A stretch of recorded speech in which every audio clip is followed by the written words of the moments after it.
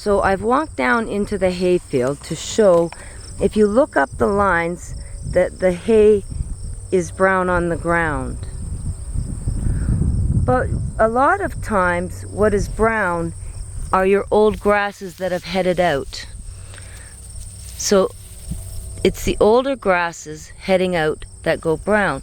But underneath, your timothy and alfalfa and your clover are still green. They're drier, they'll have a little bit less nutrition, but they're still green. And a lot of times, a farmer will seed a hardy grass like ours, which is orchard and brome, and these grasses are able to push themselves up between the old grass and grow new.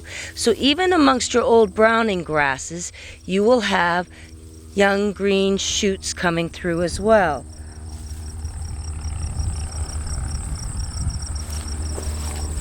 And that's why your hay sometimes looks brown. See, these are all old grass, just headed out and dead.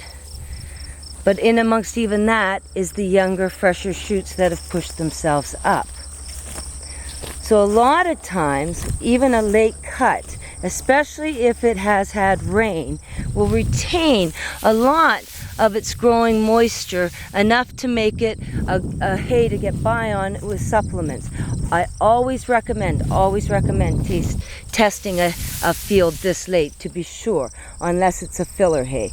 If this is a filler hay for easy keepers, it's a perfect hay, you know. Again, it could do with testings just to make sure the mineral content is correct, but it's a pretty good horse hay. So if your hay is a little late and there's still green grasses and green alfalfa and clover coming through, you know, it's an okay hay to feed.